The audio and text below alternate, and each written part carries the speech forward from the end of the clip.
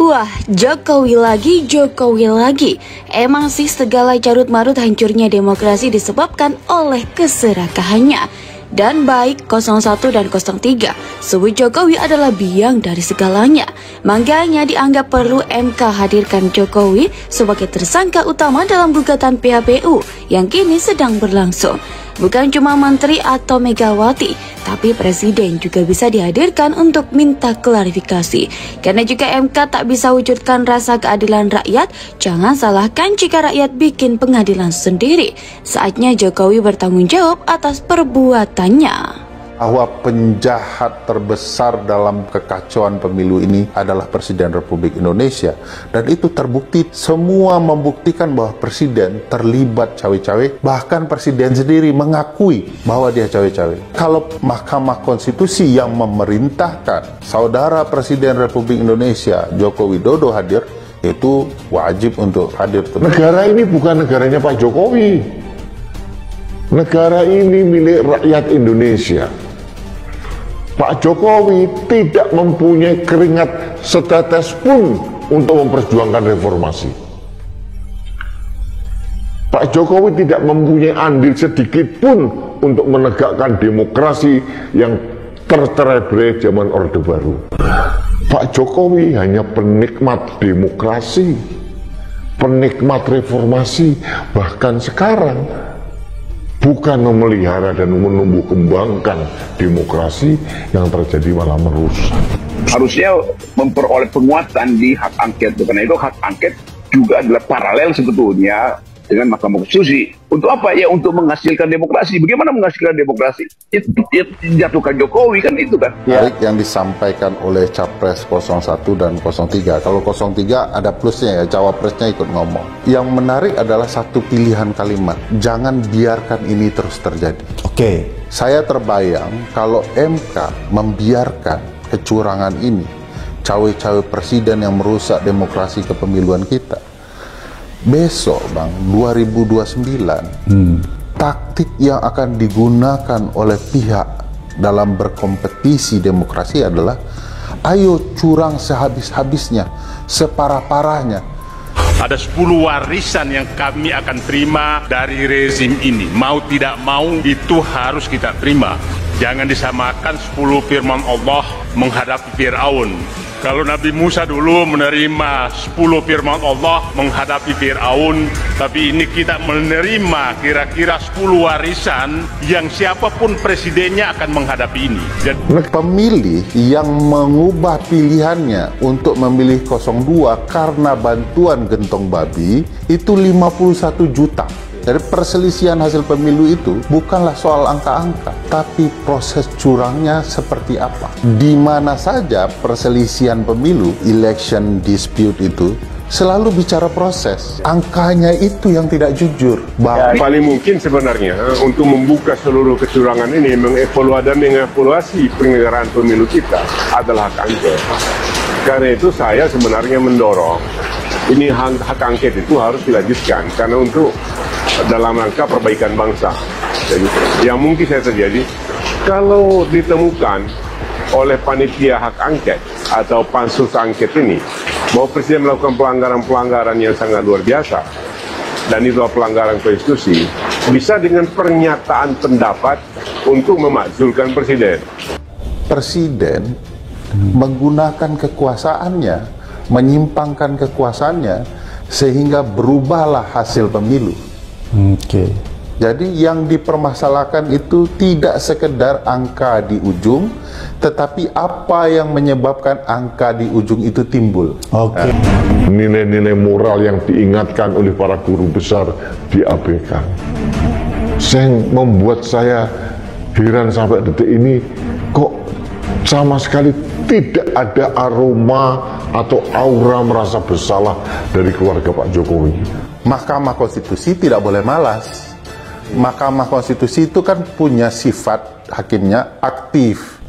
Jadi ya tolong dihitungkan juga, dibantu itu publik pencari keadilan untuk melihat berapa angka sesungguhnya. Sekarang ini dalam penyelenggaraan Pilpres tahun 2024 ini adalah kombinasi replikasi rezim Orde Baru yang otoriter dengan pelaksanaan politik gentong babi. Nah, kalau kita mau coba lihat dari apa yang digambarkan 03 kemarin, kunjungan presiden, kemana mereka memberikan bantuan gentong babi, itu bisa dikonversi jadi suara itu, Bang. Yang dicurangi gara-gara bantuan gentong babi. Jadi menarik, Bang, kemarin itu.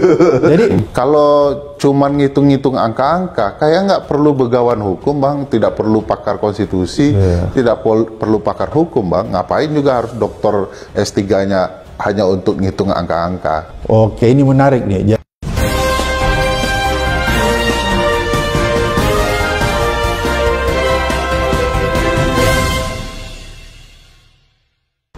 Pakar hukum sebut MK bisa panggil Presiden Jokowi untuk klarifikasi tudingan tak netral di Pilpres 2024. Pakar hukum tata negara Ferry Amsari mengatakan Mahkamah Konstitusi dapat memanggil Presiden Joko Widodo untuk memberikan kesaksian dalam sidang sengketa perselisihan hasil pemilihan umum atau PHPU Pilpres 2024.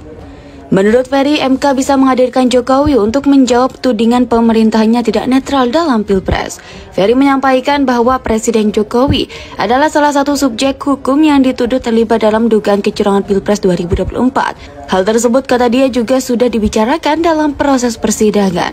Maka dari itu, Ferry berujar, MK berhak memanggil Presiden untuk memberi kesaksian sebagai salah satu pihak yang dituduh. Menurut Ferry, hal tersebut penting dilakukan agar tuduhan pemerintah tidak netral dapat dijawab dengan jelas. Ferry juga menyatakan kesempatan itu bisa digunakan Presiden Jokowi untuk membela diri dan membuktikan dirinya tidak terlibat dalam kecurangan yang dituduhkan. Ferry menyampaikan bahwa pemanggilan Presiden oleh MK juga tidak melanggar aturan apapun. Kan setiap orang bisa dipanggil, presiden orang, setiap lembaga negara, pimpinan lembaga negara bisa dipanggil. Pimpinan lembaga negara, lembaga kepresidenan adalah presiden, ujar dosen Universitas Andalas tersebut. Proses persidangan sengketa Pilpres 2024 juga dikatakan Ferry menjadi kesempatan untuk mendapatkan keterangan Jokowi. Pasalnya, kata dia, kepala negara selalu menghindari jika ditanya mengenai tuduhan kecurangan yang ada. Beliau selalu menggunakan komentar-komentar pendek, ya, itu bukan urusan saya tidak tahu. Padahal semua orang tahu kekuasaan presiden itu amat luas, kata Ferry. Sebelumnya, kuasa hukum pasangan Capres-Cawapres Anies Mohaimin, Bambang Wijayanto, menilai Presiden Joko Widodo telah menggerakkan aparat dan membantu memenangkan pasangan nomor urut 2, Prabowo Subianto Gibran Raka Buming Raka di Pilpres 2024. BW, Salpan akrabnya, menduga Jokowi melakukan praktik kampanye terselubung dan menggerakkan berbagai sumber daya di pemerintahan sebagai modus operasi. Lalu pengadilan rakyat untuk mengadili Jokowi. Pada tanggal 20 Desember 2004, Majelis Umum PBB menyetujui resolusi yang menyatakan bahwa ada 7 unsur utama dalam sistem demokrasi: hak asasi manusia, partai dan organisasi politik, supremasi hukum, pemisahan kekuasaan, independensi peradilan, kebebasan pers, dan transparansi serta akuntabilitas publik. Unsur terakhir sangat penting pada Pilpres 2024 karena dibutuhkan akses informasi publik sehubungan hipotesis yang sangat mengkhawatirkan.